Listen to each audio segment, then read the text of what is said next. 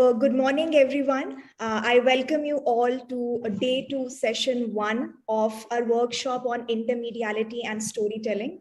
We had an extremely successful and educative day 1 of the workshop, where we learned the nuances and applications of intermediality as a tool through the expertise of Professor T.S. Satyanath, Dr. Nadia Katoni, and Professor Rashmi Doraswamy.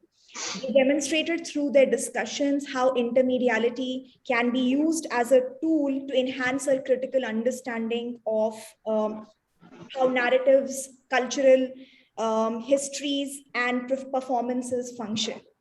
And they also showed us that how, when looked at through the lens of intermediality, dominant notions and constructions of ideas of literature, history, and culture can be revised. We have 3 group sessions lined up for you today, and we are hoping that all of them would be equally fruitful. This is the session 1, and we have 3 speakers with us today. And the session would be chaired by Professor Balaji Raganathan, who's here with us.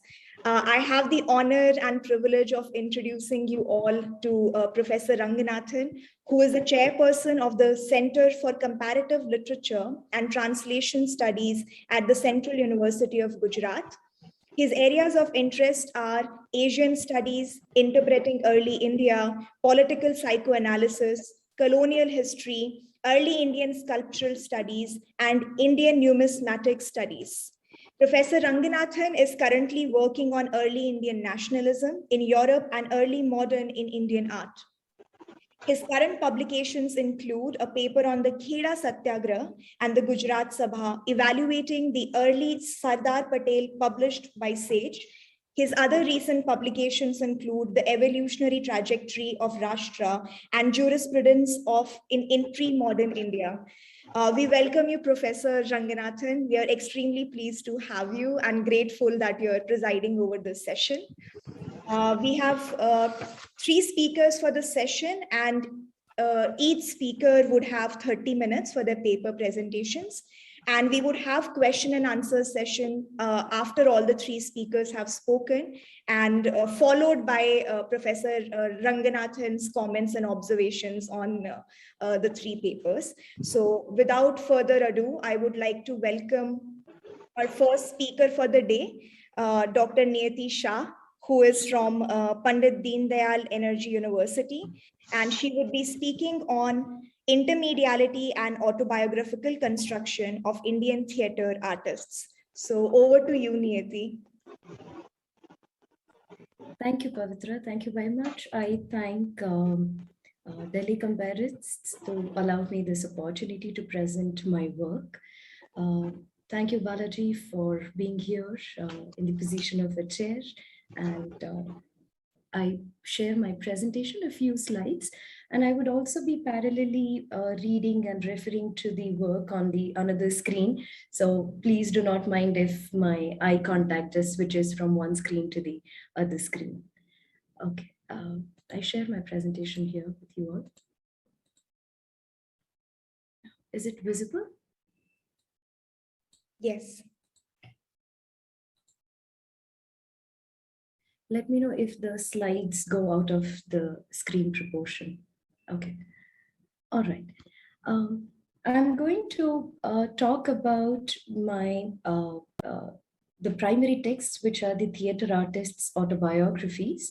And I'm looking at the concept of intermediality in the construction of the autobiographical self, and that too of the Indian theatre artists. So this is going to be my presentation flow, where the presentation is actually divided into 2 parts. The first part discusses this concept of intermediality as a way of weaving and narrating a life story with reference to the literary form of self-life writing. I'm very consciously not using the term autobiography, as autobiography comes across more in the manner of a canonical term that may not have the flexibility to incorporate a lot of other alternative forms of autobiographical constructions, and that is why it is auto/biographical construction or the self-life writing. And this particular mode of writing or constructing the narratives becomes very fascinating a process to look at when the life stories are actually narrated by the theater artists, and the theater artists who are constantly engaged into the bodily performances on stage and narrate their lives in the linguistic discourse in page. So then how intermediality is understood as a mode of performative act in the construction of an autobiographical self by these theater artists between on-stage and off-stage multiplicities. To understand this interactive space between theater, autobiographical construction, and public sphere, I have selected two texts to look at from the 19th century India. One is Jaishankar Sundari's Thoda Aansu Thoda Phool. This is a text written in Gujarati and has been translated. Some of the initial parts have been translated into English, titled Some Blossoms, Some Tears by Catherine Henson, and are published in Stages of Life, Indian Theatre Autobiographies. So I have selected Thoda Aansu Thoda Phool as one of my primary texts to talk about. And another one is by Fida Hussain. The title is Parsi Theatre Mein 50 Varsh, which is written in Hindi and has also been in parts translated into English, again by the same author, Catherine Henson, and published in the same book titled Stages of Autobiography, Indian Theatre Autobiographies. Now, interestingly, both these self-narratives they both are recorded by people. So if we talk about Fida Hussein's autobiography, that has been recorded and compiled and published by Dr. Pratibha Agrawal, who herself is one of the theater experts. So it's a long interview and is also available on tapes. And I was fortunate enough to actually travel to Kolkata to this Natyashod Sansthan, where all these archives are being preserved. And I could hear Fida Hussein's voice when he was narrating his own life. And then Pratibha Agrawal has documented it. And fascinatingly, it is absolutely unedited. So the way Fida Hussain has narrated his life in the form of question and answer method has been documented likewise. And when it comes to Jaishankar Sundari's autobiography, again, he has narrated his life to his son and Somabhai Patel, and they both have documented his life narratives. However, interestingly, both these authors have also have their own personal notes. And I could have also a fortune to access their notes. So this is the handwriting of Jaishankar Sundari in Gujarati, and there are some 10 to 12 such notes where he has actually talked about his own life. So some of the parts are reflected in his published autobiography, some of the parts still remain in his manuscript. About his life, about his experiences in the world of theater, and his experiences in life. But majorly these notes talk about the theatrical spaces. Likewise, Fida Hussain has also written about his jibni, about his life, and he has accounted for his life in his own handwriting. So these are all available in the file, documented and preserved in Natyashod Sansthan. So when we talk about the form of autobiography, it becomes extremely fascinating to see that though both these theater artists have themselves documented by their own handwriting about their life accounts, yet they both were not very comfortable on their own publishing their sort of life writing. And they were being pursued by the people, here by Pratibha Agrawal, here by his own son, and in both these cases, and then they agreed and they have narrated their life. So it is Also in the form of orality, where they have been narrating it and somebody is documenting it. So when it comes to Jaishankar Sundari, there is no voice recording available. It is all hand recorded. And in the case of Fida Hussain, there are these tapes available to us. All right, I'll go back to the previous slide, wherein we are going to talk about this interactive spaces. So the second part of my presentation, where I'm going to discuss about the discursive nature of the theater and its relation with the performative public sphere, and going towards the concluding part of the presentation, rather than conclusion, that opens up a space to understand intermediality not merely as a mediating critical space, but or as a mode of performative act, but also a counter performance to conventionality of autobiographical form, the cultural documentation of Indian theatre history, and hence somewhere transgression in both these canonical and performative spheres. To give you a brief about both these theatre artists, Jaishankar Sundari was born in 1889. He was an actor. He was also a director from the region of Gujarat. And he was born into a Bhojak Shrimali family in the town of Visanagar. His grandfather was a renowned court singer, and his father was also a very renowned singer. So in a way, he grew up in a family which was very sensitive to the art forms. And Jaishankar, as a child, could never do very well in academics and especially in school, as his orientation was more towards the performing arts, and especially the theatrical performances. He was merely 10 when he left his native place and joined the Parsi Theatre Company under the tutelage of Dadabhai Thunti in Calcutta. This was the beginning of his theatre career. He describes in his own autobiography that the rigorous training and the discipline that followed at the theatre companies, he was being a very tender-aged boy when he started playing the female role. And because he was of a tender age, he was supposed to play the female role, because that was also the time. It was the colonial period wherein the women performers were seen very differently in the public theater space. So usually the women from the upper caste section of the society did not perform on stage. So there were men who used to play the female roles. And because he was of a tender age, he started playing the female roles on stage. His early acquaintance with the drama was to perform in Urdu plays. And after a few years, he joined Mumbai Gujarati Natak Mandali in Bombay. At that point in time, Gujarat and Maharashtra were one state. He regularly appeared on the stage of Gaiety Theatre, and here that he earned his lifelong tag as Sundari.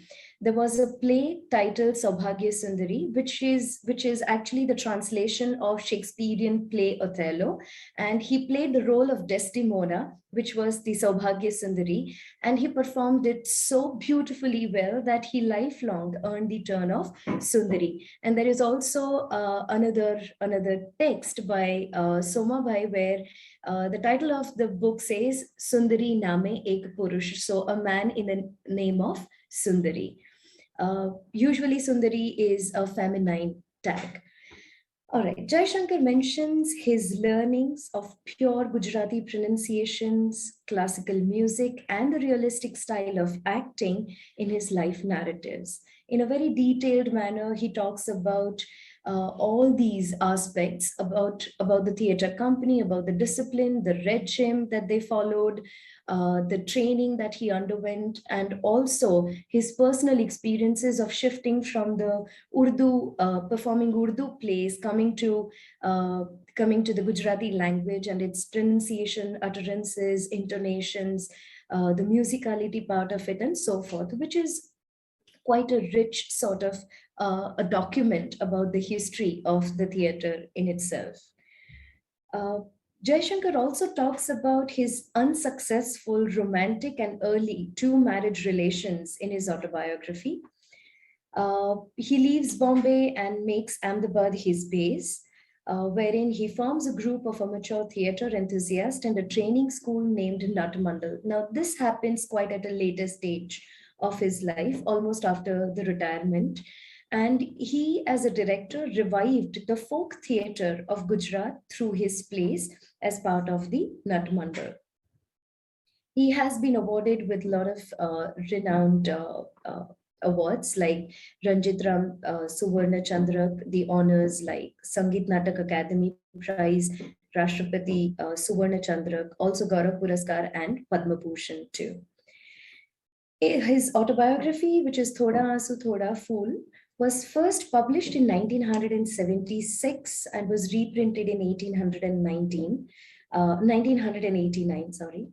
His autobiography is narrated by his son, Dinkar Bhojak, and Somabhai C. Patel, who compiled and then edited it. Initial parts are translated in English, as I mentioned. Coming to the second primary text by Fida Hussain, who was born almost a decade after Jaishankar Sundari, but he remained with Parsi theatre lifelong. So he actually had his fruitful years and his 50 years of life in his theatre career dedicated to Parsi theatre only.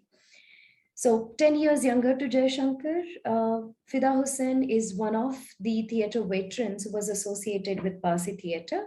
And in his personal account, which is also titled Parsi Theatre Mein 50 Varsh, is the detailed interview conducted by Pratibha Agrawal. Talking about his account as part of his interview starts with his young age when his passion for music and theatre bloomed. He was born in a conservative Muslim family, unlike Jaishankar Sundari. He had a lot of struggles and challenges to pursue his passion into theatre. To an extent, he also was subjected to the physical and the corporeal punishment to be part of the theatre performances in his early age. So he actually ran away from his family and his native place to join the theatre company. The company that he joined was the New Alfred Theatre. I mean, initially it was the local Deendayal club that he joined, and then later he moved to the New Alfred Theatre Company. That was under the tutelage of Sohrabji Ogra. And the company formed a strict policy against women appearing on stage, which also made Fida Hussain to play female roles. Now, interestingly, in both these constructions, Jaishankar Sundari also explicitly talks about his experience of adorning the female apparels and getting into the female role play, wherein Fida Hussain very subtly skirts away from those experiences of performing the women role, which somewhere also lead, I'll talk about it slightly later when I talk about the public sphere, performative public sphere, that how these ideas of gender are socially constructed and also has its implications on the construction of one's own subjectivity and expression of those subjectivities through the process of constructing self-narratives. All right. Fida Hussain recounts his many theatrical ventures, emphasizing not even for a day he was without work. His association with Moonlight Theatre, Minerva Theatre, and his performances at Karachi and other places, the arrival of women on stage, are all documented in a very conversational tone as it was narrated. He was never retired from work. He had a long life of 100 years span, and not a day that he spent without the work in his 100 years. He regularly taught at National School of Drama, and also his narratives charts his theatre career, his struggle, and his standing in the Parsi theatre. So with this brief idea about these two primary texts, what we see here is that how intermediality functions at two different levels. First, at the level of the form itself. In a very binary manner, if we try to see, there is this literary study where we have the form of autobiographical constructions. And in the performance study, we see the theatrical performances. With these two forms, we have the primary texts, which are situated at this interactive space, where the theater artists themselves are constructing their narratives, life narratives, in the linguistic textual form. And so this interactive space where we use the intermediality as the perspective to understand how those inner spaces have been constructed. So when we talk about the life document, each life is worth documenting, because it's a powerful expression of the human existence. And when we talk about the human existence, that life itself operates at multiple medial levels, not just intermedial, but then there is multiplicity of media. So talking about the human experiences, how do we receive and capture those experiences, how those experiences have been processed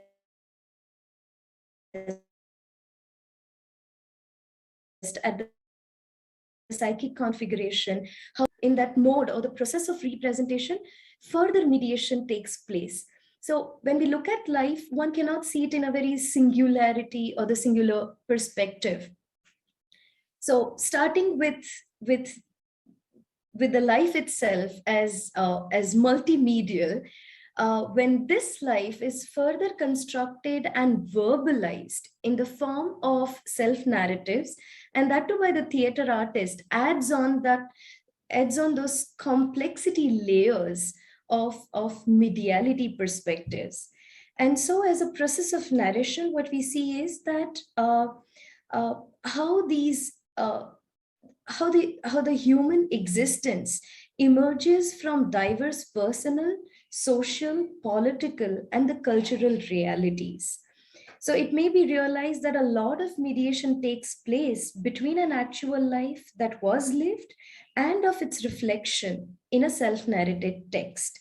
So the mediation is a very critical space which constantly engages itself with the concerns of self, subjectivity, and identity in relation to both lived as well as present moments. Because when I write, when I talk about my life, that's the present moment. And then I reflect in the past, the moments that were lived.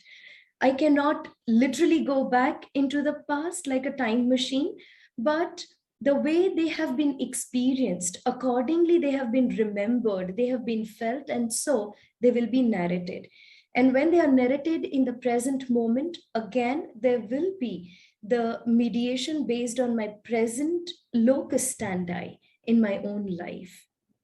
And that allows us to understand this form of self-life writing, not merely or conventionally as the remembrance of the past, but more in terms of how at a psychic level, the experiences are configured and the way they have been expressed. So the process enhances this relationship between intermediality and narratology. And this in particular is the aspect which invites us to examine the complex nature of self-narrative, generating possibilities of multifarious spheres of self and identity.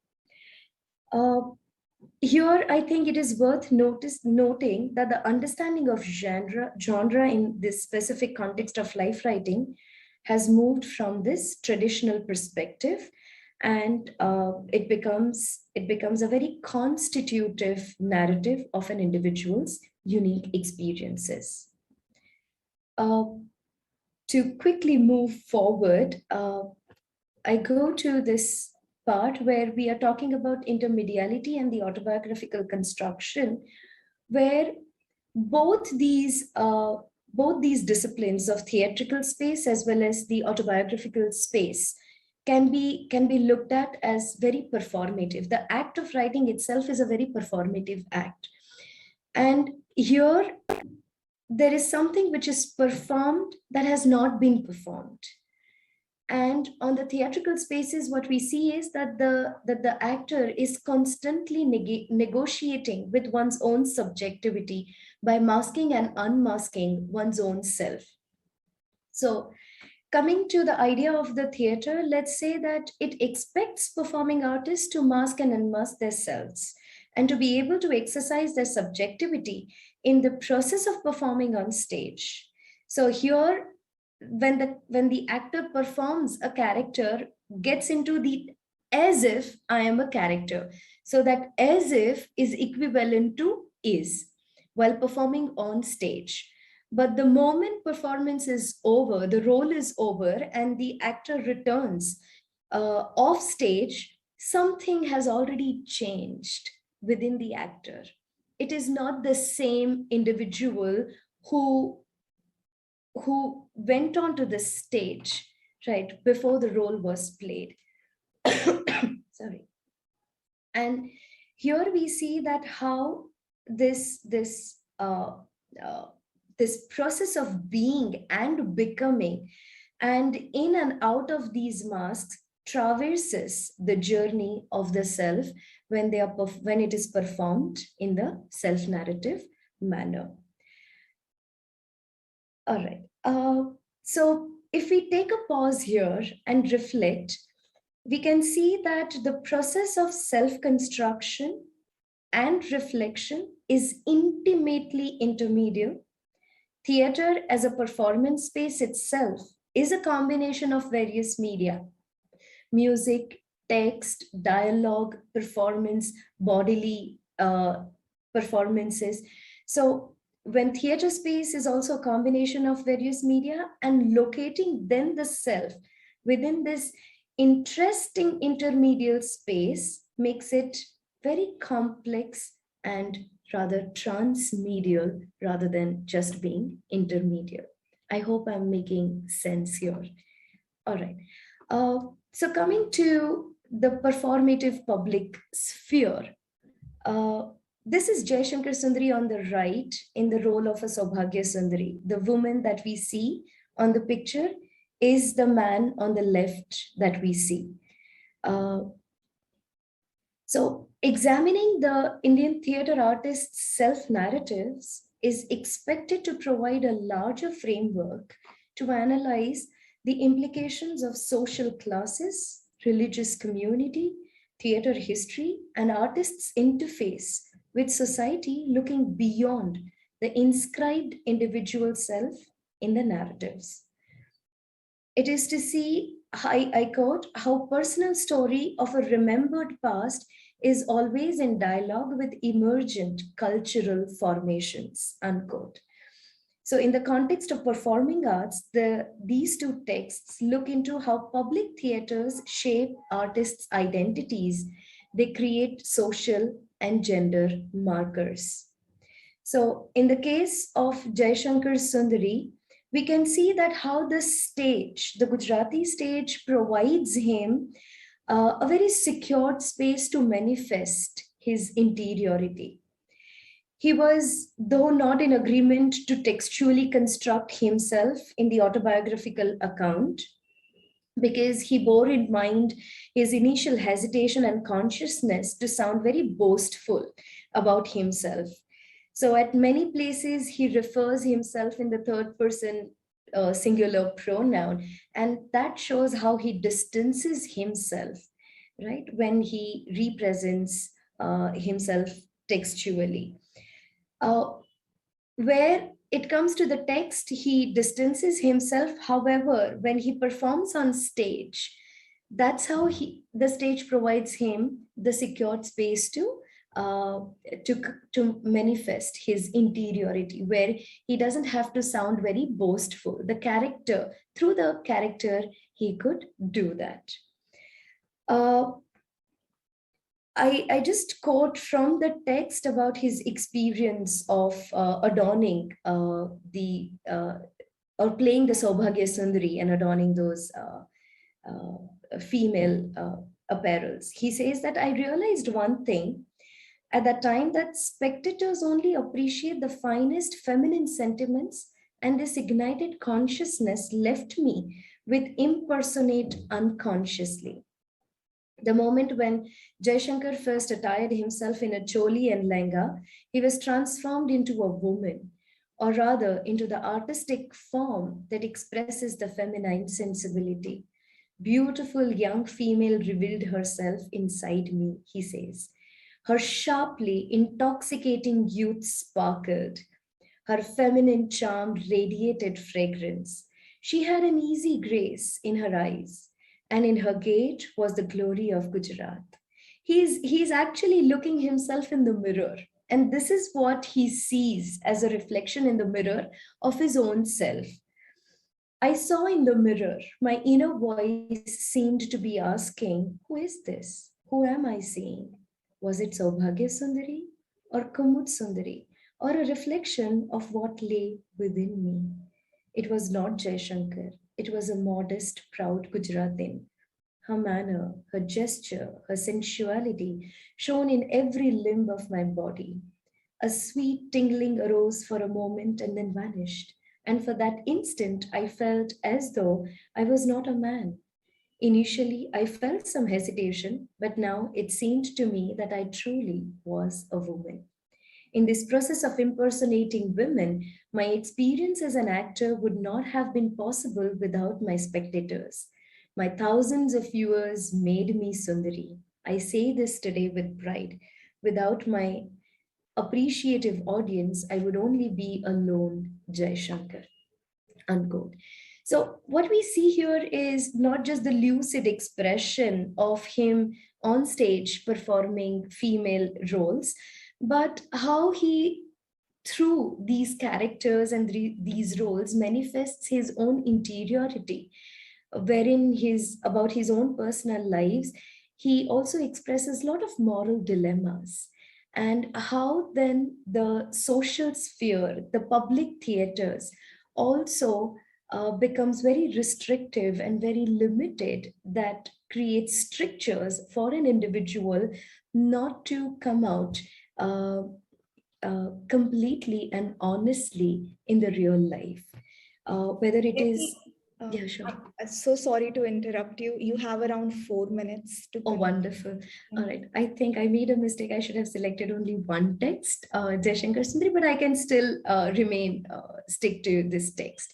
So almost coming to conclude these strictures of the public theaters, we may say that, Jaishankar Sundari felt both the pain as well as, he was apologetic as well as sympathetic, but gathers no courage to take a stand for against this institutionalized value systems that have been formed by the public theaters, and how these public theaters are very performative in its nature, which has its implications on both on the artists as well as on the audiences itself.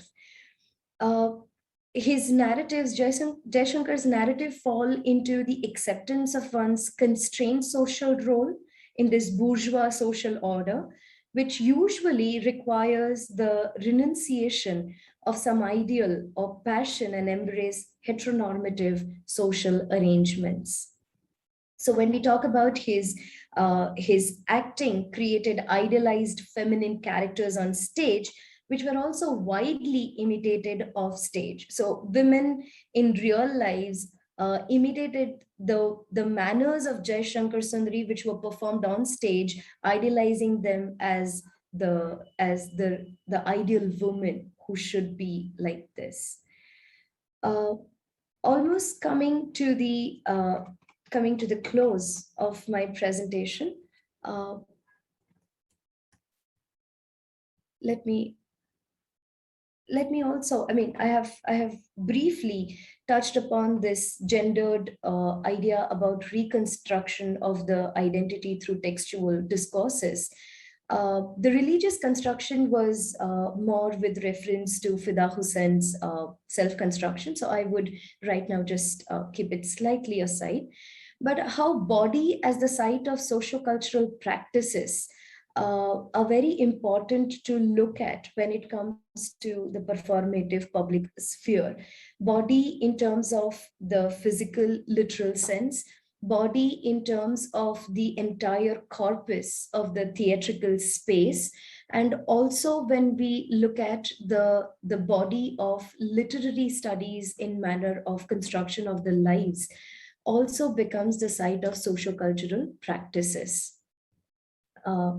So with that, I may just quickly conclude by saying that the singularity of the narrator, the text and the performer is in constant negotiation with the plurality of the performative public sphere of class, caste, and gender. And the study then attempts to showcase the existing divergence and convergence within the dimensions of the performative sphere, forming the pluralistic marginal centrality, which Professor Satyanath very rightly proposed yesterday and talked about it. So with that, I think I would stop here by saying that the experiences, aspirations, reflections, mediations, receptions, and the representations are further reconstructed, and they are in constant interactive spaces with each other, where we can look at intermediality as more like a counter performance than only the method to perceive these texts. Thank you. Thank you so much, Niyati. Thank you for this. Your presentation was extremely comprehensive and so clear. And we are so sorry that we had only 30 minutes. And I know the ideas were, just in these 30 minutes, you were able to bring in so many complex ideas about intermediality as a perspective, and also going beyond it, not only limited to intermediality just as a method, but also as a counter to how we usually look at it. We only reduce it to a tool, and then also connecting it to literary aspects of it, performance studies, and how we construct the self, and how theater acts as this liminal space of, and also the psychological understanding of it. So thank you so much for bringing this myriad of perspectives in whatever little time we had. And I'm sure I have learned a lot. Thank you so much, Niyati, for this. Thank you, and sorry for if I have short the time. Not at all, not at all. We will take the questions, and if people want to discuss more about what we could not take into accommodate within 30 minutes, we can take them in our question and answer session. So thank you so much, Niyati. Pleasure. Yeah, so now we move on to our second speaker for the session, Ankita Dutta. She is from Central University of Gujarat, and her topic is transcultural and transmediality of the Asian Nama traditions, with special reference to the Hamza Nama, from orality to audio visuality. So Ankita, over to you. Thank you, Pavitra. First of all, I'd like to say a very good morning, everyone. And I'd also like to express my thanks for giving me this opportunity to present a paper over here. So I will try to do full justice to the paper. So as my topic goes, transcultural and transmediality of the Asian Nama traditions, with special reference to the Hamza Nama, from orality to audio visuality.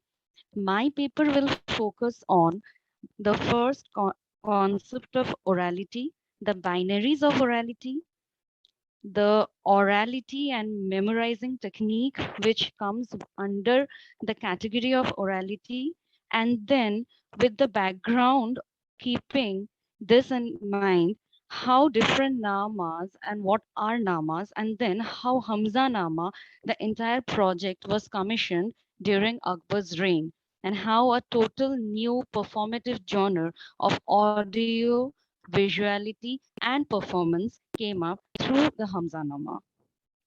Okay, so I would like to just share my screen if I have the permission, please. Yes, Ankita, you should have. I think you're the co-host now. So Okay.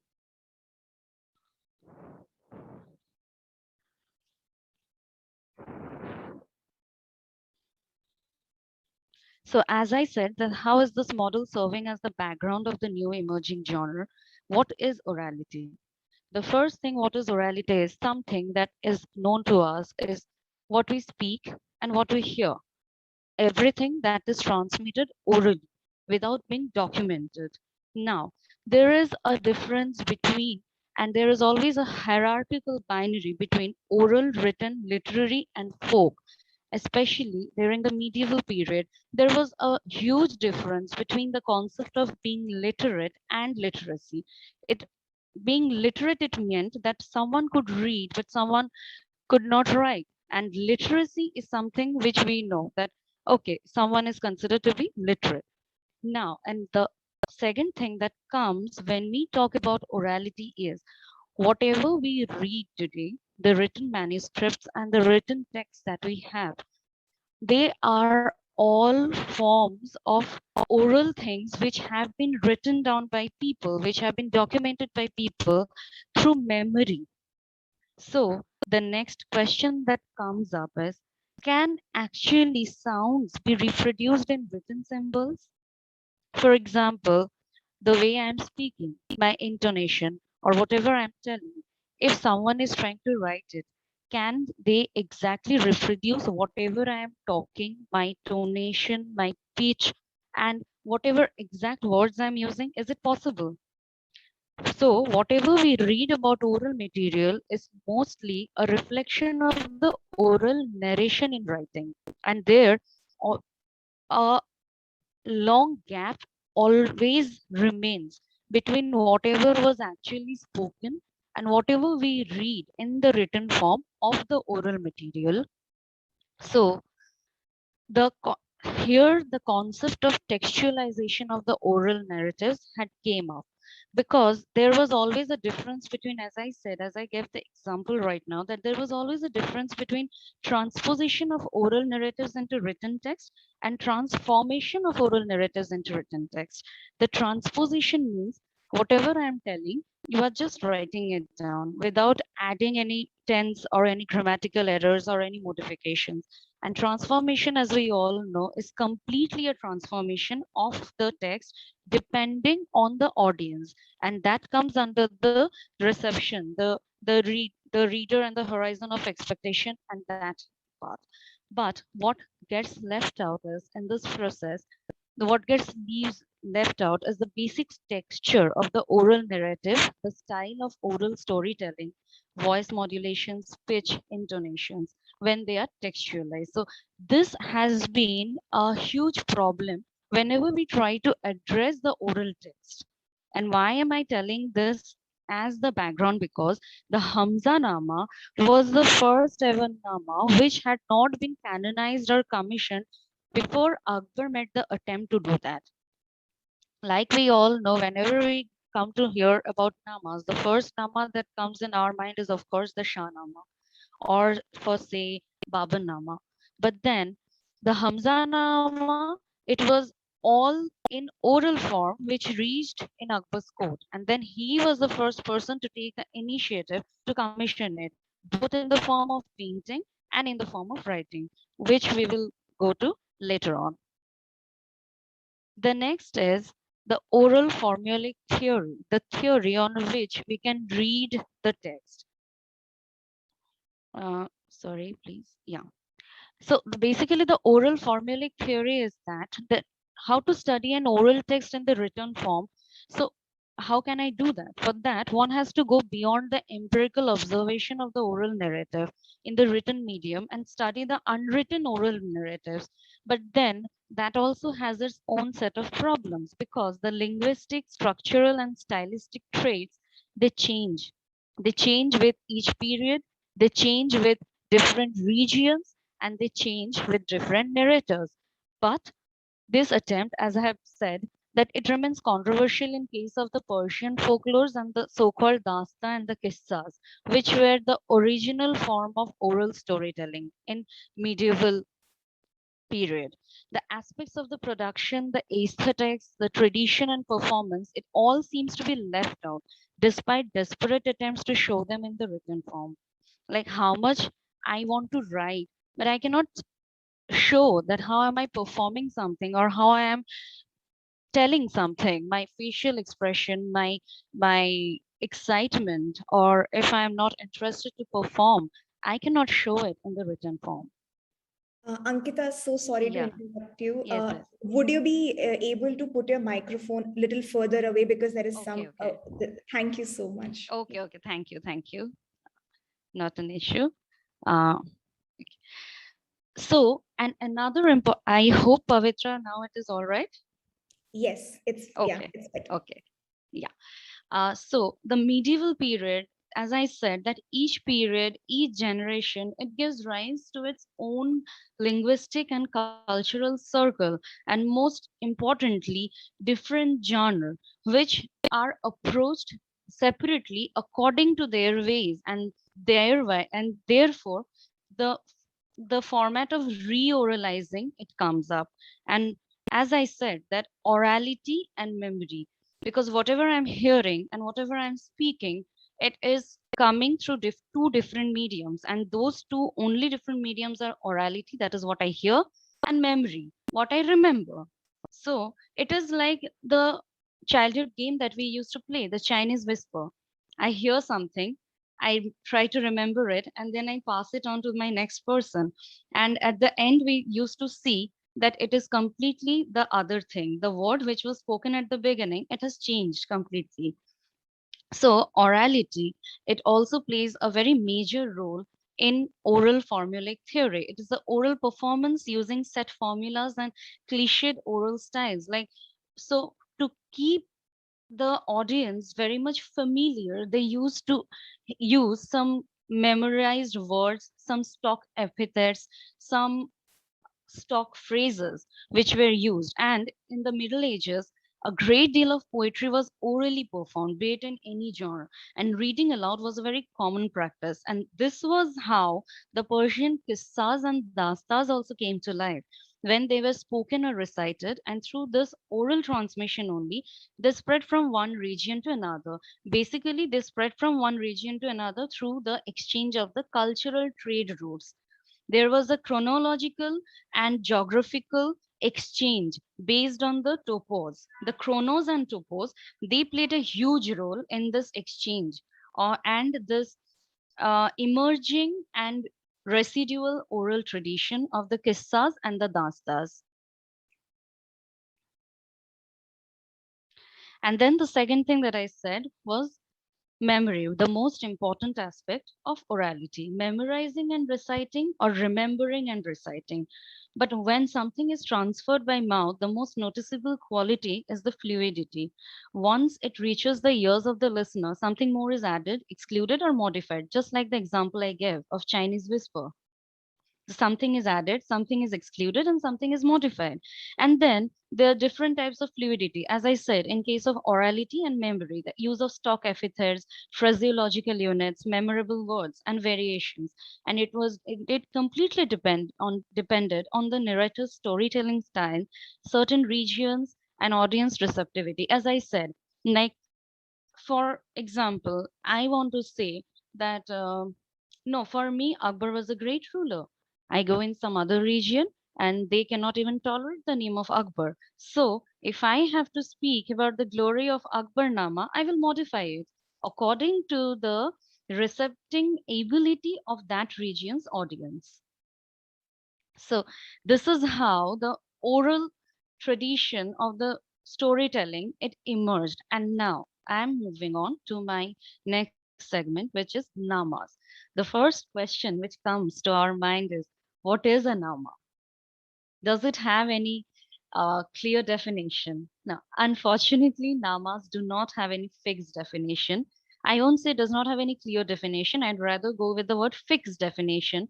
It means a chronicle which keeps in record the biographical deeds of a person. But then again, namas are both biographical, and some namas, as we know as Baban Nama, they are autobiographical also in nature.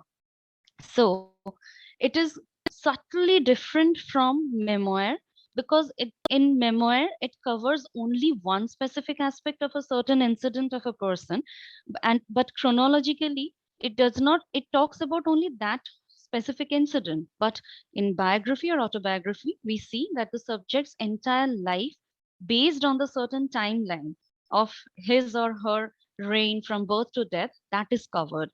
And this word is derived from the Greek word chronica, which means the annals of time. So namas, they encompass both biography, autobiography, and also later on we'll see that fictional stories also are encompassed in form of namas through oral storytelling tradition. The different namas. Basically, the four important themes of namas, if we go to see the Shah Nama or the Iskandar Nama or the Babur Nama, the Akbar Nama, we will see that it encompasses their entire life, or even if they are fictional, the four main important themes were warfare, trickery, enchantment, love, and beauty. Their life, all in all. And then, according to the culture, language, and region, these orally transmitted stories got manipulated along with the historical background also. As I said, that it depended on the audience, what they want to hear or what they want to know. And the trade routes, I said that the trade routes were the main serving path for these oral transmission of the stories. So all have elements of the former Persian and later Urdu romances. This is the most significant and the binding fact of all kind of namas. Whatever namas we will come around later in my part of the presentation, we'll see that they will have elements of the former Persian and later Urdu romances, like they will have a storyteller, they will encompass the four main important themes, and then we will see that the structure and the narrativity that is changing, or when the language and the region it is changing with time. And as we see that they found expression when they were narrated orally and performed also in some cases, leading to be documented later in written form due to their immense popularity. Like nowadays, we see some theater. It is so popular that some filmmakers want to make a film out of it. So it was the case for these fictional namas. As I said, that they serve both as autobiography and chronicle. And now the different kind of namas. The first ever nama that came to be known to us was the Iskandar Nama, also known as the Saraf Nama, Iqbal Nama, or Kerad Nama, which in colloquial terms we all know as the Alexander Nama. And the Alexander Nama was about King Alexander, his glories, his failures, his victories. But then the thing that changed during the Alexander Nama, and as I said, that the thing that changed during, I mean, the oral transmission was that in the Greek version of the Alexander Nama, Alexander was portrayed as a hero. And where in the other localized version, which was inspired from the Zoroastrian priestly tradition, he was regarded as the cursed evil and often equated with Zalak or Afrasiab, who were the greatest enemies of Persia at this time. So as we can see that it is changing. It is changing with local tradition, and it is changing with the receptivity of the audience, the receptive capability of the audience. Ankita, Yeah. Sure. Yes. Uh, okay. So then we have the most famous, that is the Shahnama. The Shahnama was written, as we all know, was written by Firdausi, and he wanted to glorify the Shah or the king of Persia at that time. But there is also a saying that the Shahnama, it was mm, yeah. So it was the fifth Shahnama, as the first four manuscripts were composed in the Samanid dynasty, and it was composed in verse. the most important thing about Shahnama was that it is considered that it was also it was also influenced, or it was also adapted from the Zoroastrian priest by memorizing and the storytelling. So as we see that it was the entire Nama tradition, it started as a part of the storytelling tradition and an attempt to document them by relying on the original stories or whatever one they could remember. Like we see here, it was that Firdausi's work was based on the work the Khudai Nama or the Khwate Nama, which was written in the middle Pahlavi during the rule of the Sasanian king Khusro I, who patronized it. It was a compilation of the history of kings of Persia, and the work continued till the time of the last Zoroastrian monarch of the Sassanid Empire.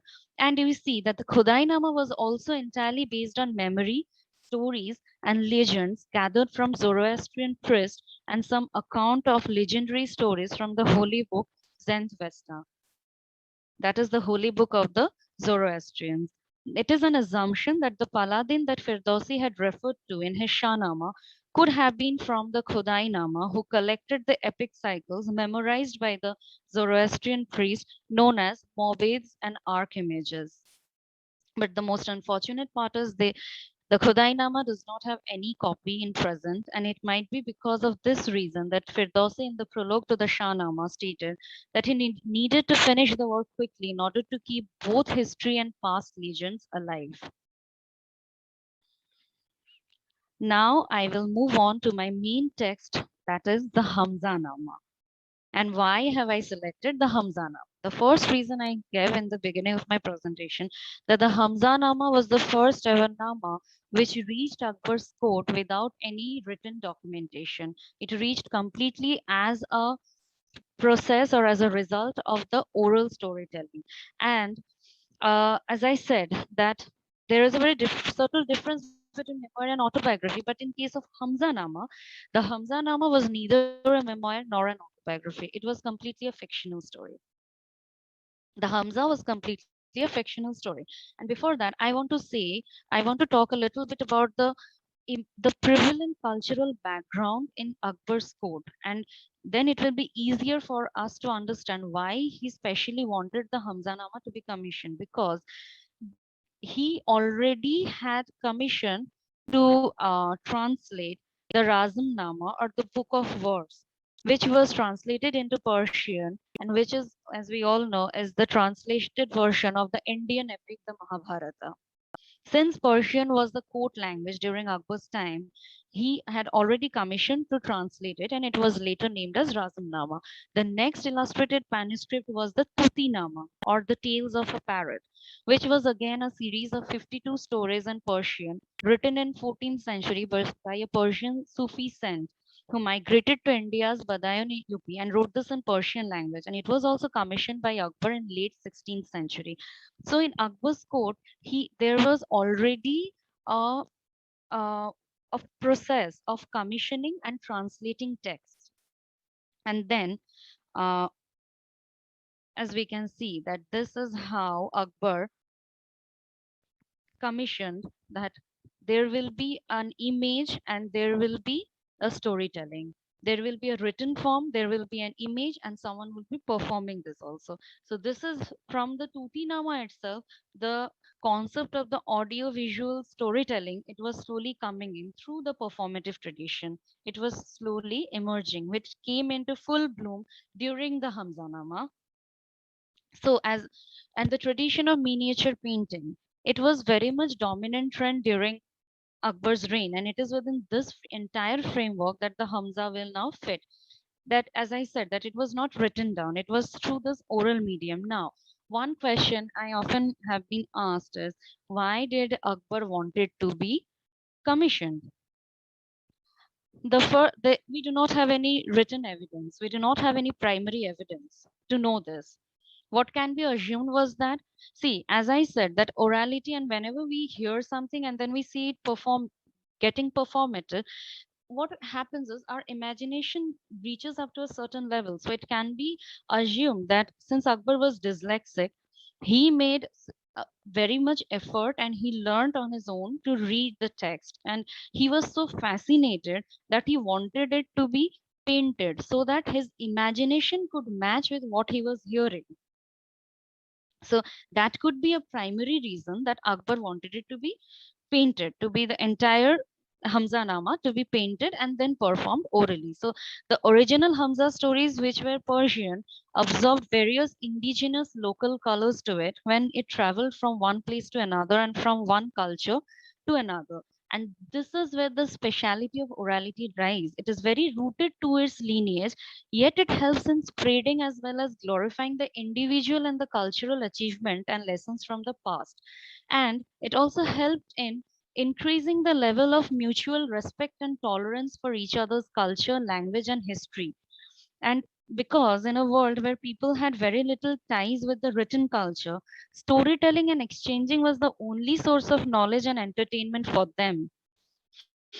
Now, it follows a very straightforward action-filled narrative modern stories of legendary heroes, which is very unlike the standard notion of Persian poetry, replete with metaphors and rhyming pattern, or even the Mughal prosaic, one of the like tradition of high-flown propaganda, because it when the stories reached Akbar's court, it had already accumulated the local indigenous colors and tradition. So they did not follow the original Persian poetic style, the poesy style, or the rhyming pattern. They were very straightforward. And as I said, that it was based completely on a fictional. Yeah, some consider that it was Hamza was the uncle, maternal uncle of Prophet Muhammad, but some consider that it is completely a fictional story. It is based on imagination.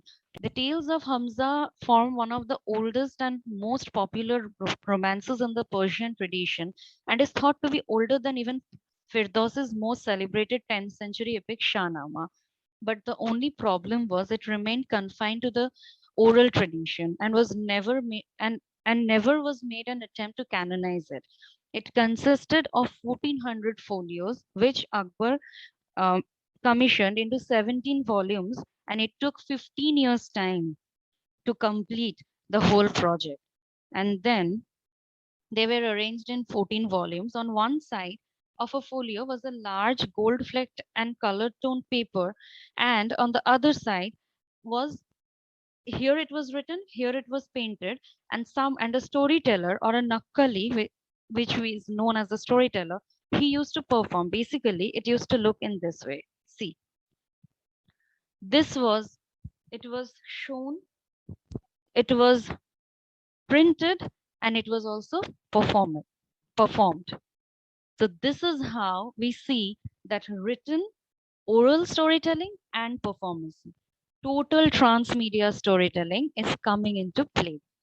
This is how, see, the text is unlike the Persian manuscript style, where the text is integrated into the paintings. Almost every folio of the Hamzanama has a painting on the front side and a corresponding illustration of the episode painted on the back side. The Hamzanama was constructed as a complement of the oral storytelling tradition, and that is why the paintings were very large in comparison to the general size of the manuscripts to visually appeal to the audience from a distance, since it was performed also along with seeing. And with this, I'd like to come to the end of my presentation by just quickly speaking on transmedia storytelling. This is just the trade route from Iran to India. Basically, this is the whole background, the whole chronos and topos that I was referring about. This was the routes through which the stories had traveled from in the medieval age from Persia, and later on they came to Akbar's court. And now I would like to end my presentation with finally talking about transmedia storytelling, the whole compass of my paper. So basically the transmedia storytelling, it uses different platforms to narrate a story in such a way that each story stand alone in its own way. And this was exactly the case in Hamza's folios. Each folio individually narrated a different story, a different episode. So if one missed the previous story, there was no difficulty in trying to relate or searching for continuity. Each story was independent and self-fulfilling in its own way, not like nowadays, the daily soaps that we see, that if we do not see the previous 2 episodes, we do not understand. But no, it was commissioned in such a beautiful manner that each folio, each manuscript, and each performance was individual and complete on its own. The entire process, being a cumulative one, adds richness to each of the individual stories and characters and plot lines, and they all become very alive and appealing with no secondary backstory. Since, like we all know, even if we missed yesterday's performance, today we will go and we will get to see a new performance, a new episode. So it won't be very boring also, yet it will be appealing every time I will be seeing it. So it breaks the gap between reality and fiction. And in its new audiovisual mode, it takes the audience and listeners in their very coveted imaginary land. As I said, that suppose the example of Harry Potter, we read Harry Potter and then we see Harry Potter on the screen and we all try to relate. No, no, this was not the imagination. I did not imagine Harry like this. I imagined Harry to be looking something else. But, anyways, it is always easier for us to imagine and to relate. And this was why the Hamza project was commissioned. And this was how the entire transmedia storytelling came into place. Henry Jenkins had commented, transmedia storytelling represents a process where integral elements of a fiction get dispersed systematically across multiple delivery channels for the purpose of creating a unified and entertainment experience. And these stories need not be based on individual characters or specific plots, but can rather build complex fictional worlds which would include multiple interrelated characters and their stories independently in their own ways. We all know Hamza. Again, within Hamza, we will see that, okay, someone else is also going to marry someone. And that is a completely separate episode. And this is how the transmedia storytelling, one story is interweaving with each other. And as a result of this, the audience connection increases and reaches a different level of bonding with the characters of the stories, since the stories have different entry points, which effectively help in expanding the horizon of expectation of the audience. As I said in the very beginning, horizon of expectation and reader reception, it is completely dependent on that. And with that, I'd like to end my presentation. Thank you. Thank you so much, Ankita, for your insightful presentation and for so patiently taking us through various aspects, intermedial and transmedial aspects of Namas and Hamza Nama. And also thank you for sticking to the time limit. Thanks a lot. So with that, we'll move on to the third speaker for the day. Nilza Angmo from University of Delhi, who would be speaking on three-scroll painting narrative tradition and the idea of the text. Over to you, Nilza.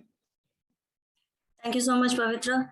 And hello, Balaji sir. It's really wonderful to have you with us today. And I'd just like to, oh, yes, sir. A great pleasure. Thank you. Thank you, sir.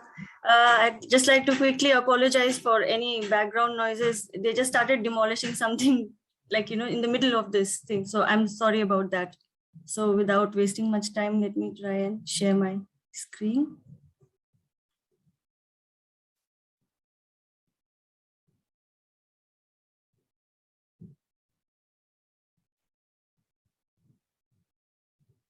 Oh, 1 second. Why am I not able to see the slideshow?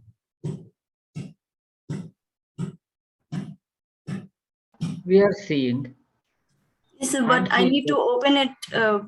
Nilza, at the bottom on the right, yes, there is this one slide icon. Yes. Click on it. Is it working? Can you see my? Yes. Thank you so much. Thank you for helping me out. Okay, I begin my paper by presenting ideas around comparative studies and intermediality. In 2011, Werner Wolf spoke of an intermedial turn in the field of literature and defined concepts related to intermediality that would enrich rather than transform literary studies into media or cultural studies. The understanding and application of intermediality as an overarching term has been thoroughly discussed by scholars from diverse disciplines. And although the multiplicity of terms associated with intermediality, as Regiski points out, has created spaces for dynamic interactions, it has also led to vagueness and misunderstandings. The direction in which this paper intends to flow is guided by intermedial concepts discussed in comparative literature, particularly in the context of South Asia. Contribution of scholars such as Ipshita Chanda, T.S. Satyanath, and Tutun Mukherjee towards developing the possibilities of such an outlook must be highlighted here. The quotes on the screen are but a brief display of their diverse approach to understanding intermedial practices in comparative Indian literature. Looking closely at their different interpretations, certain ideas seem to emerge that appear to be common. Firstly, all three scholars speak of the importance of reception as a mode of engaging with texts that belong to the realm of intermediality. Secondly, each of them, whether overtly or covertly, expands the idea of the text to include that which is not written or printed. Both Satyanath and Mukherjee acknowledge the existence of intermedial texts in the pre-colonial and pre-modern period in India. While Mukherjee traces such instances from Bengal, Satyanath offers the scriptocentric, phonocentric, and bodycentric model for studying such systems of representations. Wolf explains the usage of transmediality in situations where, and I quote, literature as a medium shares transmedial features with other media, end quote. Satyanath also suggests that we bring texts heretofore belonging to a ritualistic or performative setting into the fold of literary studies. My paper will demonstrate how it is possible to challenge hierarchical notions centered around the practice of equating intellectual activity to a writing system by broadening our idea of a text to include the visual and performative, and thereby bringing transmediality within literary and textual consideration. So far, the practice has been to treat texts belonging to the oral, visual, and performative plane as supplementary material that add to our knowledge or wholesome understanding of the written or printed text. Three scroll painting narrative traditions, namely the Patwa, Bhopa, and the Buchin, will be examined as examples of transmedial texts. Similarly, we can also add translation as a domain of the intellectual working with languages in their written form. I will argue that knowledge in many communities is shared through intermedial translations by discussing the Buchin tradition of Pin Valley in Spiti, Himachal Pradesh. I would like to take a brief moment to state that most of my understanding of the Patwa and Bhopa stems from the data I collected for my MPhil dissertation back in 2010. I was most fortunate to be appointed as program coordinator for Akhiyan, an event organized by IGNCA that brought, apart from other traditional performers, picture storytellers from Rajasthan, Andhra Pradesh, and West Bengal to the city. The photographs on the right of Babulal Bhopaji and his family, and on the left of Karuna Chitrakar were taken then. Scholars such as Kavita Singh, John D. Smith, Aditya Malik, and Roma Chatterjee, to name a few, have dealt in detail with the Patwa and Bhopa in their respective works and have greatly added to my perspectives on the traditions. This preliminary exercise also helped in realizing the multiple ways in which texts are represented and their interconnections. My research today lies centrally in the Buchin tradition of Pin Valley, and the photograph of Meme Buchin Dorje was taken during one of my field trips in 2018. Let me begin by discussing the different formats of the three scroll painting traditions and their narration to display the intermedial nature of such texts, beginning with the Patwa or Pat tradition. Pat or Pat Chitra is a vertical scroll painting that depicts a variety of narratives ranging from the religious, secular, to the political in content. These pots are painted as well as sung by the men and women Patwas belonging to the villages in the Medinipur district in West Bengal. They are also known as Chitrakars, meaning picture painters. The scrolls displayed on the screen depict the myth of Mansa Devi, who is worshipped as the goddess of snakes, Bishahari, or the remover of poison. Mansa is the daughter of Shiva, begotten by a mortal woman. Ananda Kumaraswamy and Sister Nivedita believe that her inclusion into the larger Hindu pantheon reflects the conflict between the religion of Shiva and that of feminine local deities in Bengal. Her position is that of a mixed blood, half human and half divine, which sometimes undermines her status as a goddess. The most famous Mansa story, therefore, gives an account of how she forces a merchant, Chand Sadagar, to worship her instead of Shiva. Mansa kills all 7 sons of Chand Sadagar, but is moved by Behula, the widow of the 7th son, who is depicted on the pot floating away on a raft with her dead husband's body, and who is eventually restored back to life by Mansa. I will play 2 minutes of this pot being performed by Shah Chitrakar.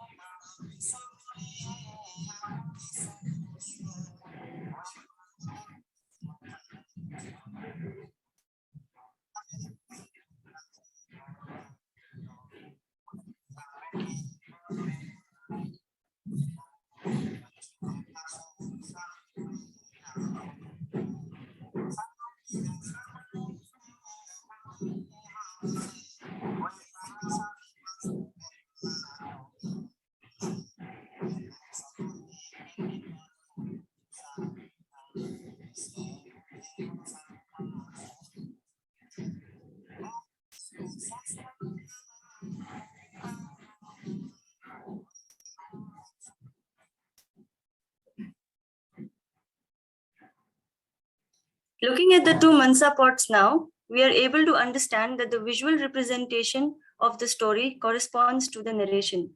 Such a linear mode of narration is followed in most pots, despite the variation in themes.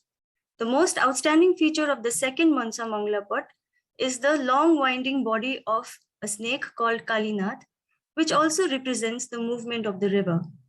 The Chitrakar of the second pot does not divide the scenes using horizontal panels or decorated borders. The topmost panel, however, is similar in all the Mansa Mangala pots that I have seen. The Fud is a large horizontal scroll painting which functions as a mobile shrine of a local deity, who in this case is Babuji Rathor, seated at the center. The protagonist of this epic is revered as a local hero, a warrior who protected the land and cattle of their people. Unlike the Patuas of West Bengal, these paintings are created by the Joshis belonging to the Chipa community, who reside around the districts of Bhilwara and Chittorgarh in Rajasthan. The relation between the Bhopa and the Joshi artist is consolidated by the patron, Jajman, who commissions the painting. The artists here do not experiment with the structure of the visual narrative. Thus, all paintings depicting, for instance, the epic of Babuji would look alike. The variations occur in the performance as the Bhopa can begin singing from any episode of the epic. Visually, the narrative structure of the Fud follows a completely different route when compared to the Patwa scroll paintings. Here it is the spatial rather than the temporal aspect of visual narration that is given precedence. During the month-long event organized by IGNCA that I mentioned earlier, I asked Sukharam Bhopaji why the stories on the Fud did not follow a linear mode like the Patua's painting. He in turn asked me if my home was located next to where I worked or studied. The Fud therefore displays actions according to its physical location on the painting. This is made clear by the schematic layout of the locations on Babuji's Fud, mapped out by John D. Smith.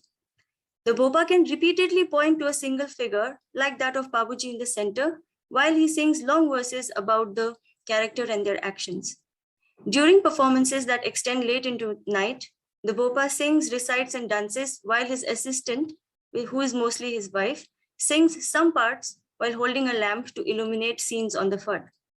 We will briefly watch a performance of the Fud now. Sorry.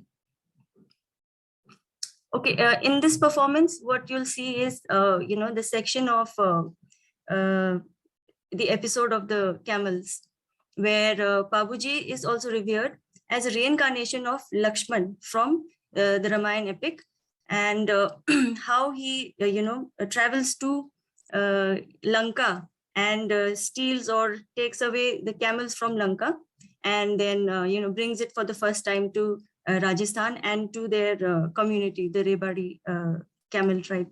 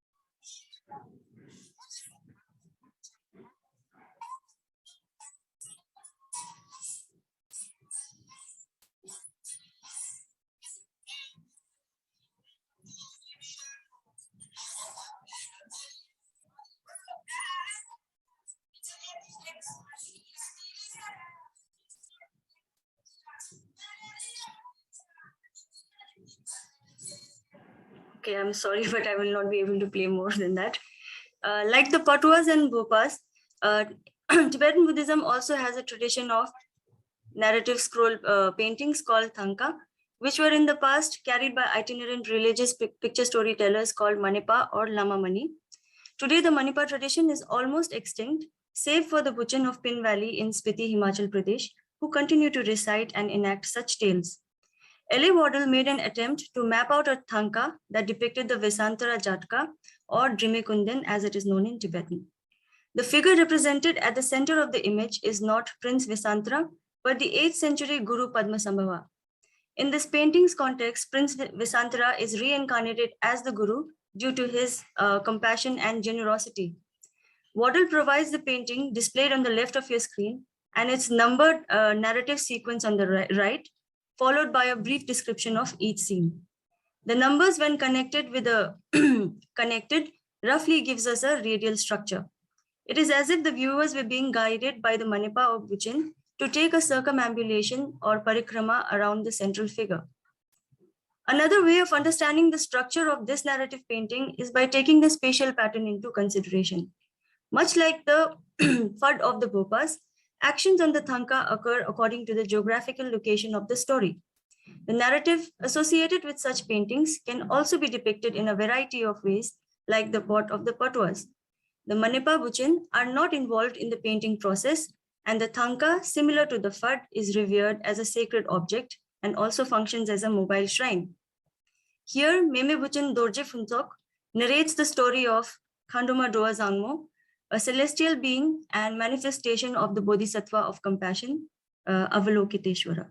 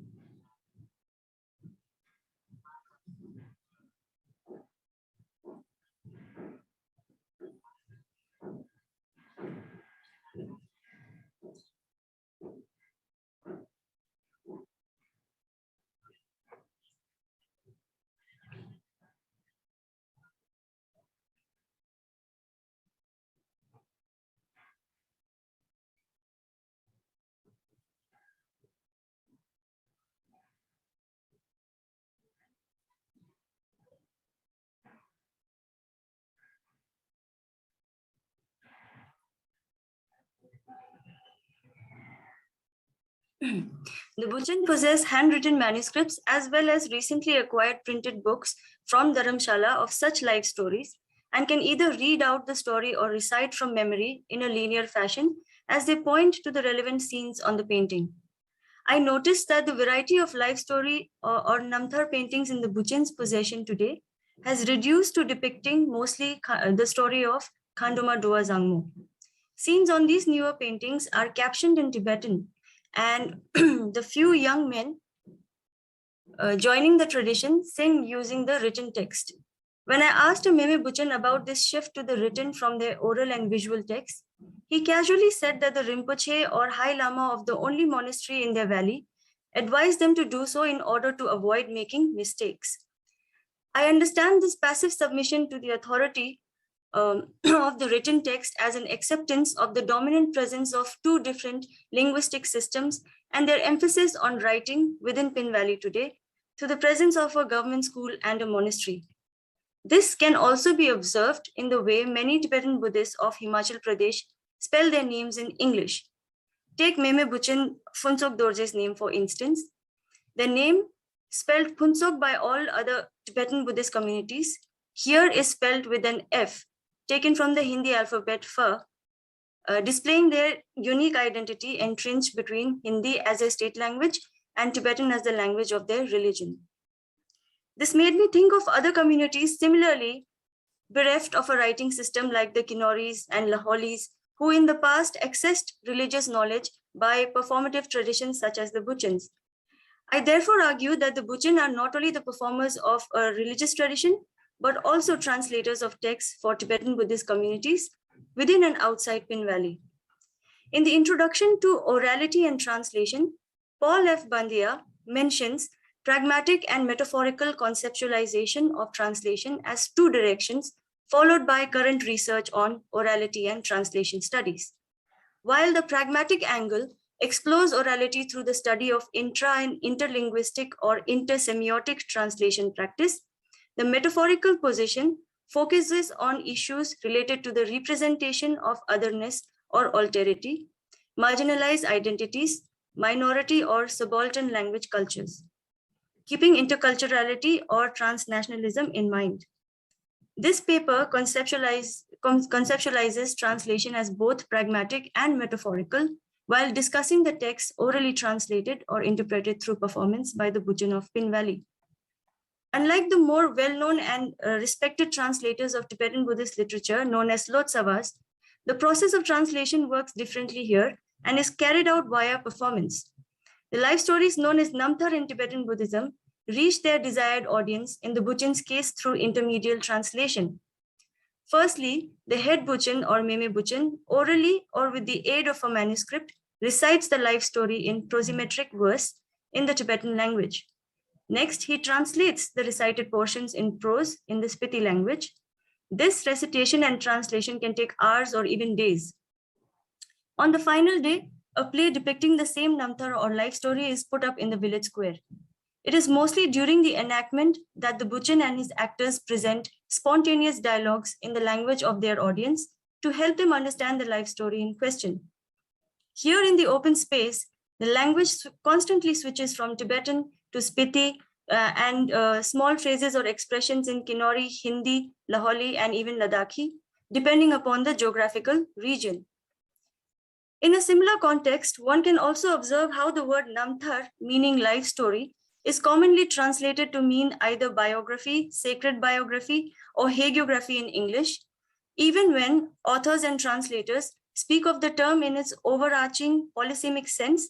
They continue to indicate mostly a written space by using words such as readers, reading, life writing in their observations. A Namthar for a Tibetan Buddhist can mean a scroll painting, a play, or a manuscript. This practice of choosing to translate specific texts belonging to a genre whose meaning in the source language itself is so loosely determined results in its misinterpretation in the target language. I have so far employed life story as a more appropriate term that can be applied to transmedial texts like the Namthar.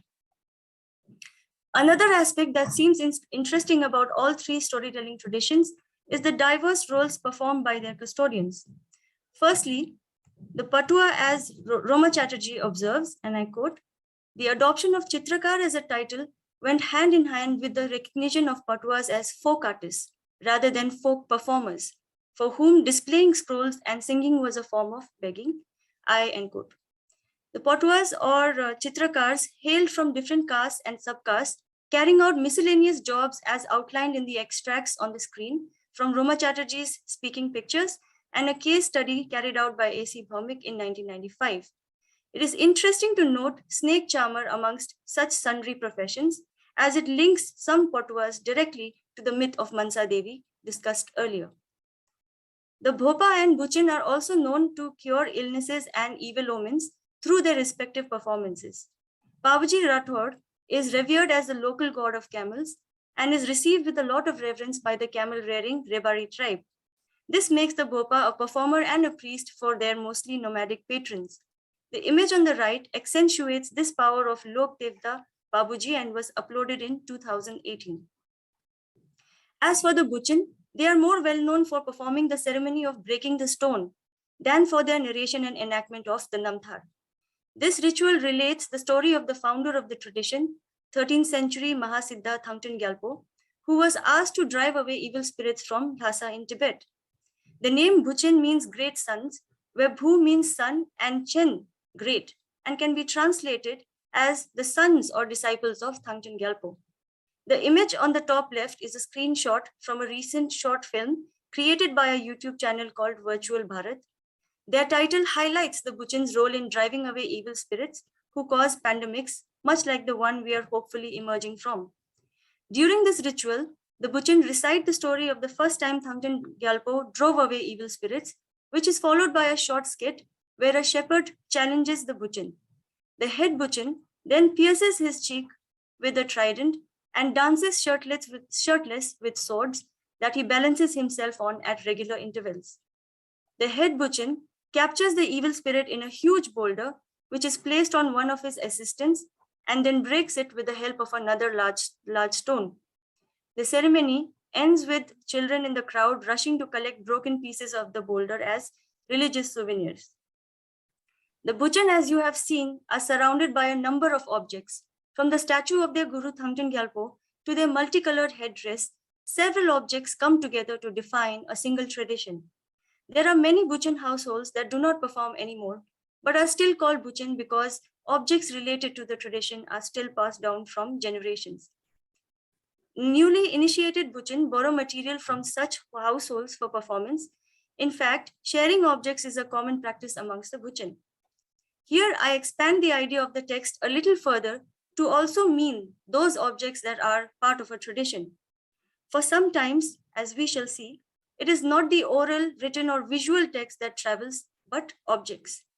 These objects, by their incorporation into a different performance, reference the older performative tradition, while at the same time ushering in the new. Nilza, Yes. Yeah, sorry for interrupting. You have around 5 minutes. Okay, I'll try to wind it up very quickly. To mark the occasion of India's Republic Day, 4 women in 2017, hailing from a village called Mane, with no formal training or performative background, put up a skit that borrows its style from the Buchin's breaking of the stone ceremony. Ani is a term used for married women in Spiti. In this video clip, 2 women dressed like the Buchin in red robes, a hat fashioned out of colorful ribbons, covering half of their faces, enter an open space, carrying a lute and cymbals.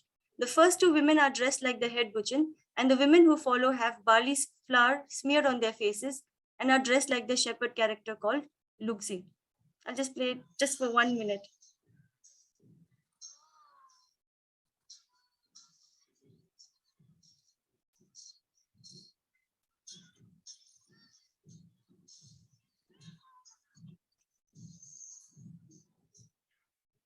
This performance uses the Luxi's characteristics to build an ensemble of witty and spontaneous dialogues. By cutting out the conversation between the Buchin and the Luxi, these double characters bring the secular element of the skit to the fore.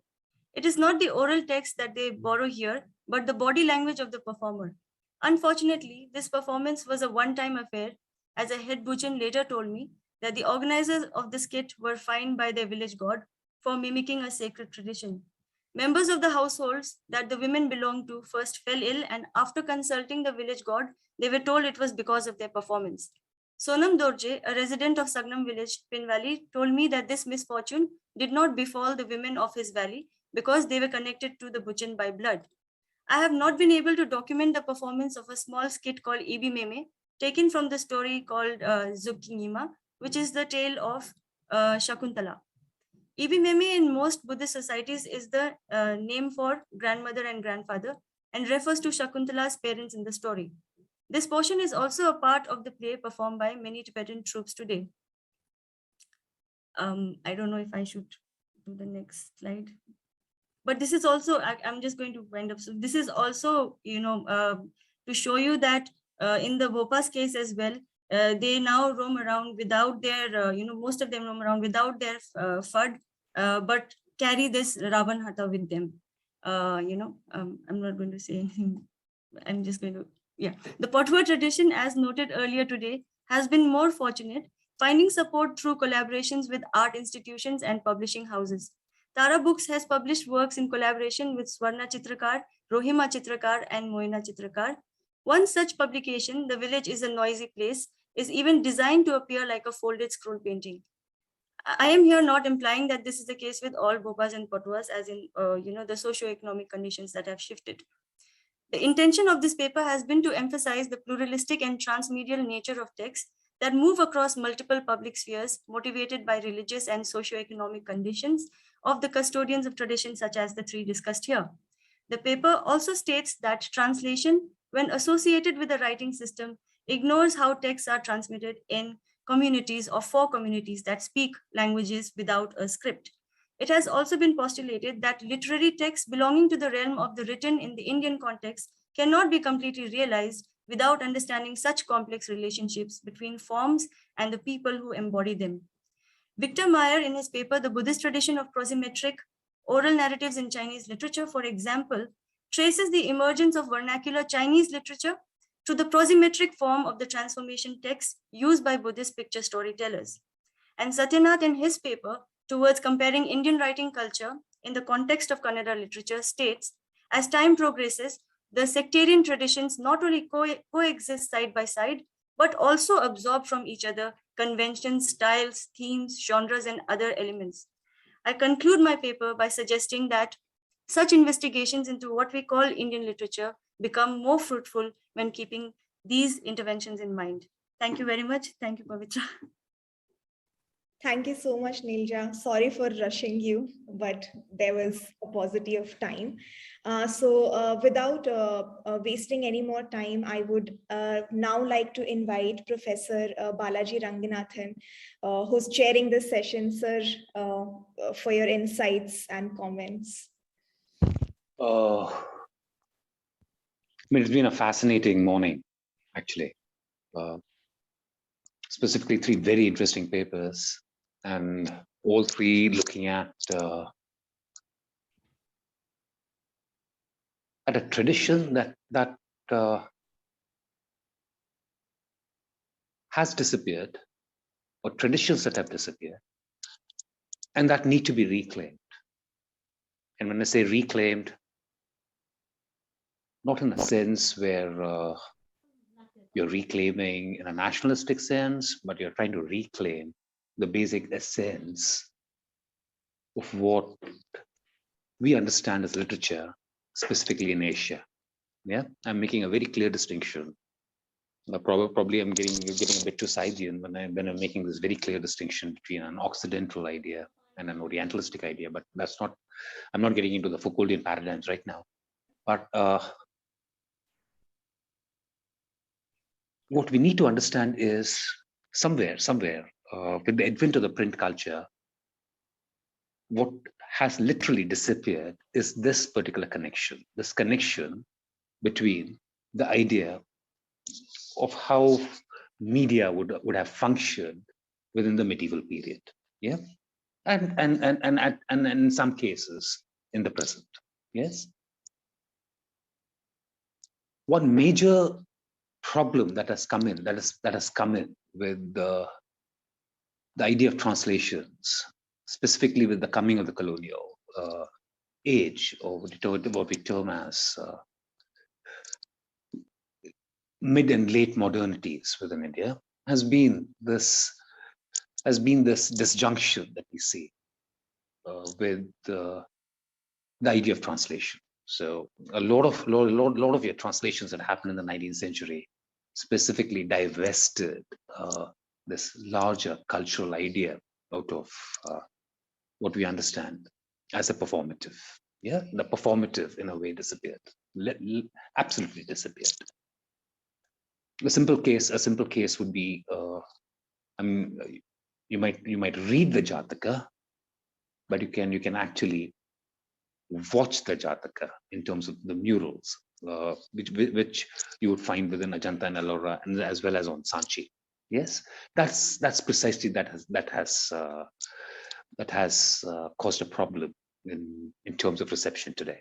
Yeah, and then that's somewhere this intermediality workshop is trying to get back to I won't say the original idea.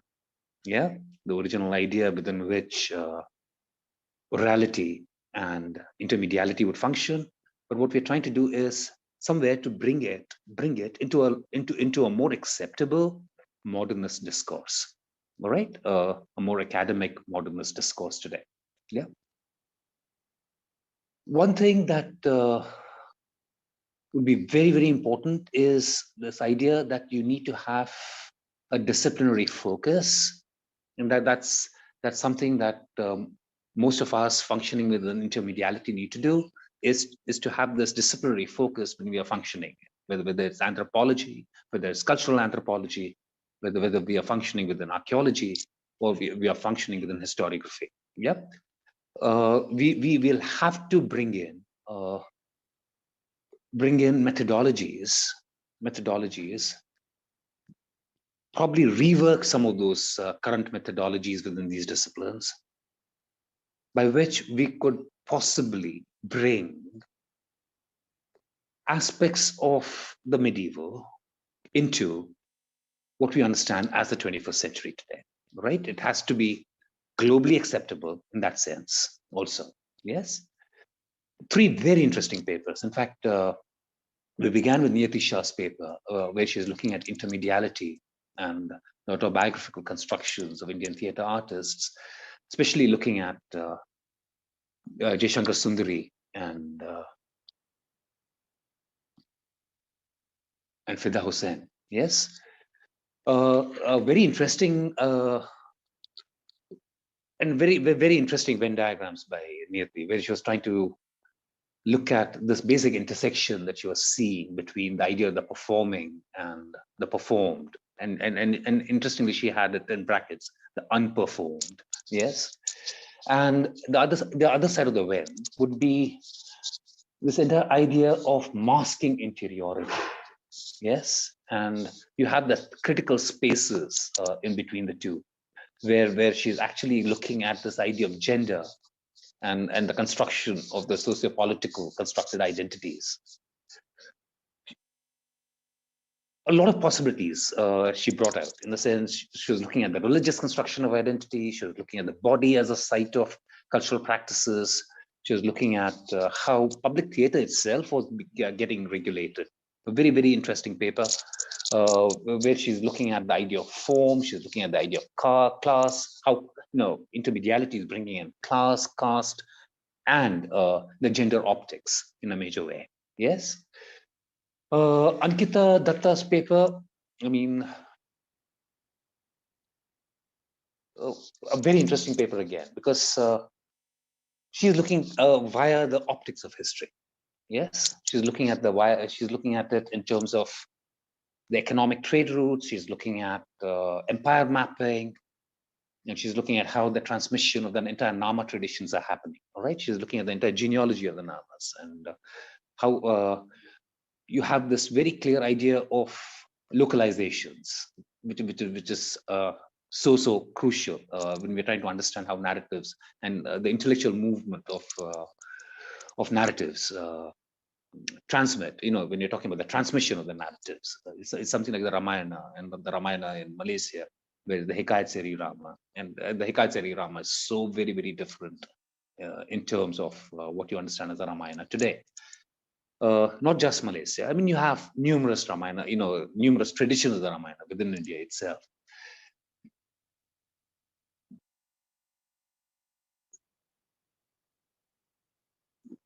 One major idea that comes out is the notion of patronage also in Ankita's paper, because when you're talking about commissioning, or you're also getting a few traditions canonized, right? So patronage is something that you'll have to look at in a major way ahead as to how and why would a certain tradition via the localization process, gets into the manuscript tradition.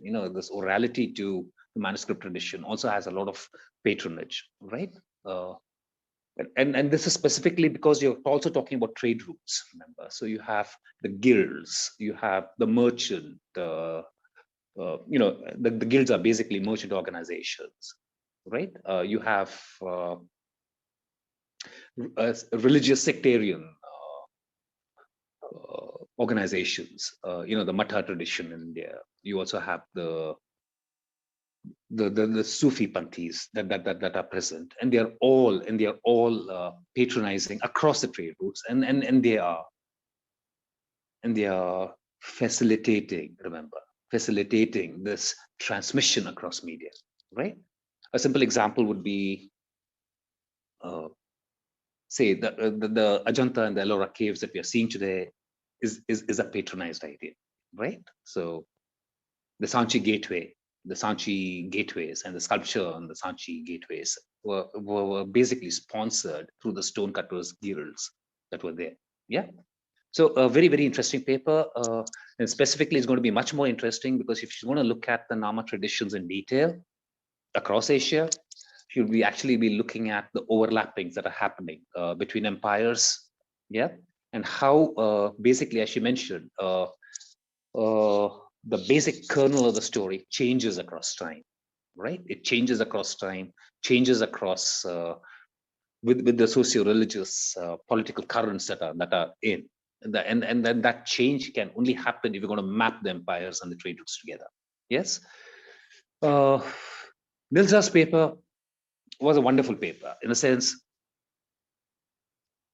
absolutely within the intermedial angle. But she's looking at three different traditions across India. All right, she's looking at the Parchitras, she's looking at the Bhopa pictures, the Bhopa scrolls that are happening in Rajasthan, and she's also looking at the Buddhist Tanka tradition. Yes, let me put it, the Buddhist tradition has had a longer tradition of intermediality, actually. Because if I look at it in terms of archaeology, you would actually see this coming right from 200 BCE downwards, right? And you'll actually see it growing in a major way between the 4th and the 8th centuries. Yes, and this will happen across South Asia and Far East Asia. Yeah. A key takeaway within that paper, I would say, is her ideas on intermedial translation, actually, right? Where she's looking at how translation is happening. If Nilza could just put that slide on again, where she's looking at the intermedial translations. Is it possible, Nilza? I'm trying my best. Yeah. Which one, sir? You had one on intermedial translation, one particular slide where you had all three together. This one? No, there's one.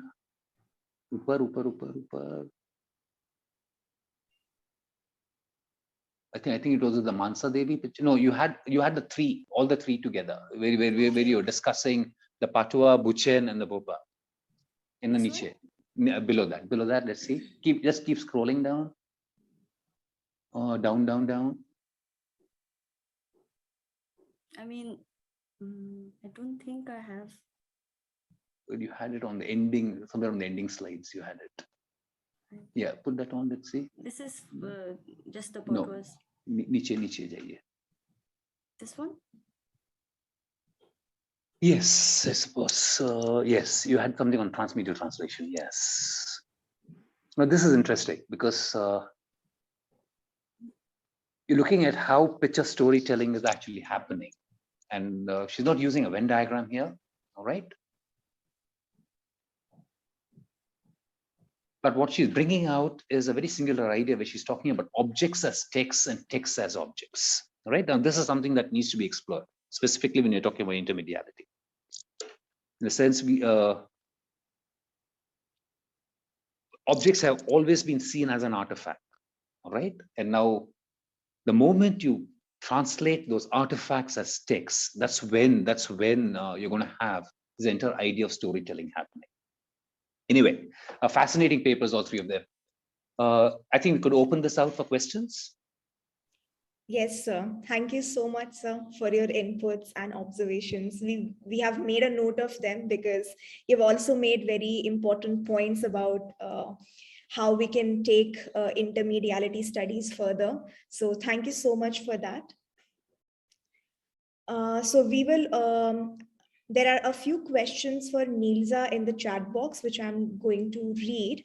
So Nilza, Abhishek has a question for you. He's asking, can you elaborate how these intermediate representations in these traditions construct the social epistemology?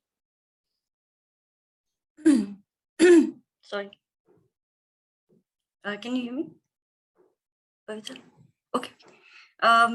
Yeah, thank you so much, Abhishek, for your question. And I'm going to answer it very briefly. I think the last part of the presentation has already, dealt with that idea in a way. And throughout my presentation, I have tried to display the same idea that text as I see it are not, they don't move in a linear fashion.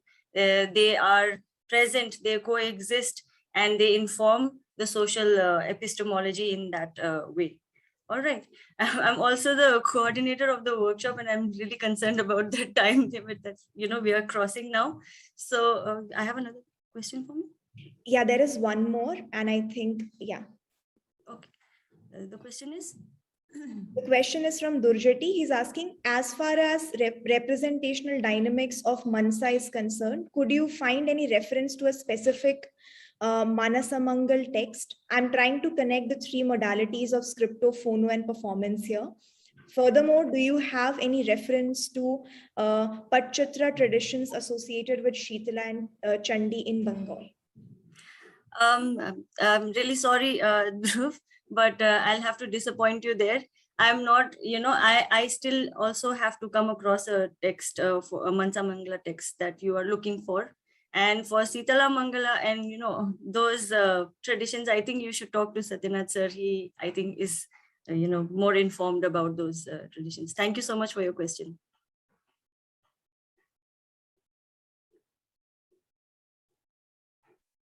Is that it? I think there is one question from Shubha ma'am as well. Maybe you can address that one. The Mansa Pat that you showed was, I think, truncated, one-sided. Probably we also need to look at the way each medium works on the receiver to a fuller reading of intermediality. Yes, ma'am. You're absolutely right. And considering the time limit and, the amount of material that I had to, present, I had to compress a lot of my, ideas there. And yes, you're right. And I'm, if I ever write a paper solely on, the Potua tradition, I will definitely do that, ma'am. Thank you so much. Thank you, Nilza. Thank you so much for answering all the questions. And I think it's time. So I would like to conclude the session, first of all, by thanking our chair, Professor Balaji Raganathan. Thank you so much, sir, for taking out time and from your busy schedule and chairing the session for us. Most welcome. Most welcome. Pleasure. Thank you, sir. I also want to thank all the speakers without who none of this would have been possible, and all the participants. So we break now for lunch, and we will begin with our second group session at 2:30. Right, Nilza? Yes, absolutely. Thank you so much. Thank you, Thank you. Mona. Thank you, everyone. Versus modern reading. Say that again, sir. What I missed that. I missed that. medieval transmediality forums. Yes. Yes. And we are reading them in the modern times. Yes. Presuming that not much has changed. See, there we have to posit and reconstruct the medieval transmediality and the sensibilities. Yes. And that is where probably the social epistemology comes into picture. Exactly. Yes. Yes. Yes. Very true. I'm somehow these questions were not there before the workshop started, but as we are increasingly looking at presentations, I think they should haunt us. Yes. We are actually dealing with a set of modern concepts and trying to read transmediality as it is that's why it's very crucial. Yes. Yeah, a methodological problem. Yes. And that needs to be addressed. That can be addressed. That's not we are thinking that we are perfect archaeologists. We can. I wanted to add to Balaji's comments. I agree with the comments, but when the restructuring and remapping medieval from transmedial perspective, but when we have Niyati's paper, yes, which deals with early modern or modern era, with that a few thought was coming that you see even in the literary histories that we have written, we have discussed this. There is actually, if we have to understand the literary history, the way it came, stage, etc. In mainstream literature, as we do, we also need to do more social epistemology in the sense that, so when we discuss an author or a book, the publication history, the book size, from where it is published, the journals which, the material production and the intellectual production. We now, till now, these are going into different ways. Mostly departments are engaged in intellectual productions and only in print history and at certain moments, movement studies. Now, when all those three will come together, we will see how a production is, even in print era, production, circulation are intermediate. Yes, yes. I think, this could be a very interesting area on which we can discuss and talk the basic, of on methodologies. Yes. Right. Yes, I agree. I think the methodology is the most important issue that we have to now face. Yes. As Amitava said, it's extremely difficult to bring in social epistemology unless you map more and more things, and then you have a historiography angle. And this history cannot be the history of the type that we saw in Ankita. You know, this history has to be a very different history. Yes. So we need, fine, geography has actually enlightened us, but history needs to be radically contested, questioned, and also, we need to look at it from a slightly different angle. We hope, will you be there for the last session? I will be there. I'll be there today. Yeah, so that I think, we will try to put a session there, which is more a process of understanding rather than a formal conclusion of what we Right. Definitely, sir. Let's yeah. We'll do that. Yes. Okay. Sure.